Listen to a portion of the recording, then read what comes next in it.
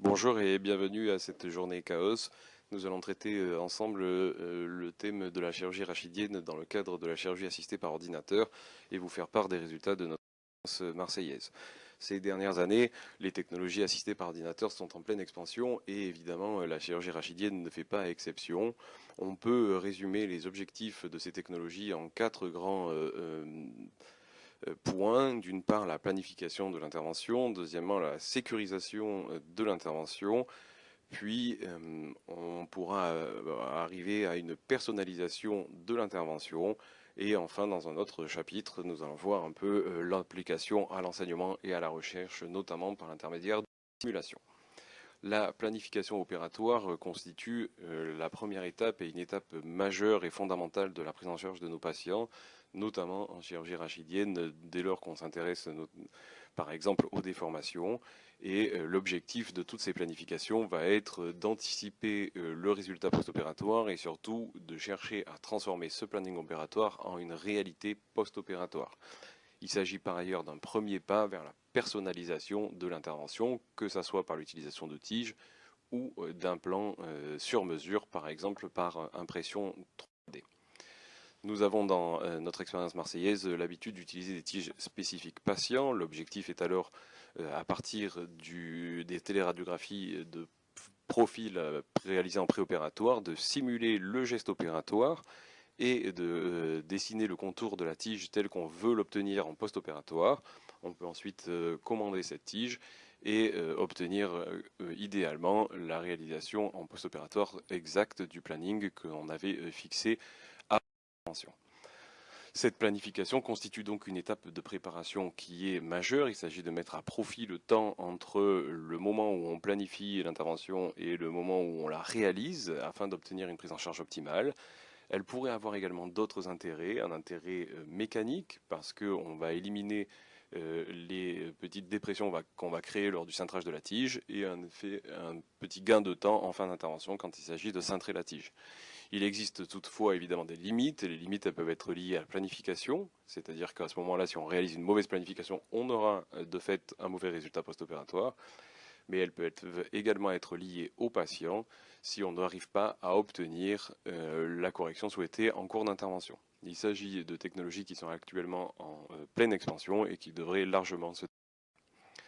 Le deuxième point réside dans l'imagerie et la navigation. L'objectif est donc de sécuriser le geste et d'obtenir un résultat qui soit fiable et reproductible. Il s'agit de coupler un système d'imagerie à un système de navigation. Le système d'imagerie va être soit en 2 dimensions de type scopie ou soit en 3 dimensions de type scanner par exemple. Et à l'heure actuelle, il s'agit de technologies qui sont également bien développées, qui permettent, d'après la littérature, un meilleur positionnement des implants, bien qu'il n'ait pas été démontré de diminution des complications ni temps opératoire. Ces technologies permettent toutefois de développer de nouvelles stratégies, de nouvelles techniques, notamment mini-invasives, et vous avez ici l'exemple d'un geste de réexpansion vertébrale de cimentoplastie pour une fracture de C7 qui a été réalisé de façon percutanée par voie postérieure scano-guidée, stratégie qui probablement n'aurait pas été possible sans le couplage scanner et navigation. Ces technologies présentent également des limites, notamment le prix d'achat, l'encombrement, il s'agit de structures qui sont imposantes dans la salle opératoire, et il s'agit de technologies irradiantes qui nécessitent la mise en place de manœuvres importantes de radioprotection. On peut toutefois se poser la question de savoir si ces technologies de sécurisation ne seront pas indispensables dans un futur. On peut donc réfléchir aux évolutions potentielles de la navigation, puisqu'on a vu que c'était des structures qui étaient lourdes et chères, et peut-être que différents projets qui sont en cours permettront de s'affranchir de ces limites, avec par exemple le développement d'un système qui est réduit à l'aide d'une navigation inertielle, qui va être basé sur une imagerie qui est préopératoire, et on aura un recalage en péropératoire du guidage de la visée pédiculaire telle qu'on l'a définie avant. Il s'agit peut-être de stratégies qui permettront d'améliorer la prise en charge de nos patients et qui se situent à la frontière entre planification et navigation. Le point de la robotique est évidemment essentiel dans les technologies assistées par ordinateur. Il s'agit de technologies qui sont plus récentes et aucune d'entre elles est autonome. Il s'agit à chaque fois de la responsabilité de l'opérateur de mettre en place les implants. On peut donc utiliser des bras robotisés passifs ou actifs.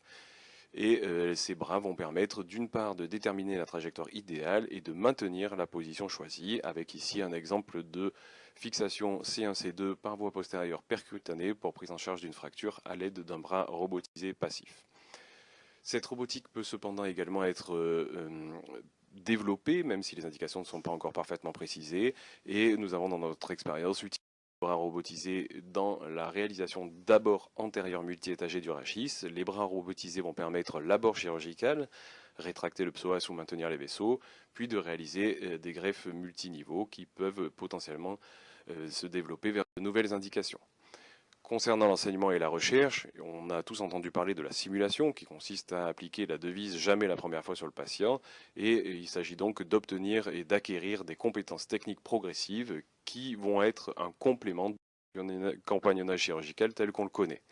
Différentes options sont possibles, la réalité augmentée ou réalité virtuelle, puis plus récemment des systèmes haptiques reproduisant la sensation de toucher plus ou moins associée à un retour de force et qui constitueront, à n'en pas douter, une partie de l'enseignement. Concernant la recherche, les technologies assistées par ordinateur sont également bien implantées, avec l'exemple par exemple de l'analyse du mouvement, qui permet une analyse dans un environnement non contraint et qui peut permettre d'évaluer le résultat post-opératoire en conditions de fonction, c'est-à-dire debout. Il s'agit toujours d'équipements qui sont lourds à l'heure actuelle, mais qui devraient probablement se démocratiser avec des systèmes.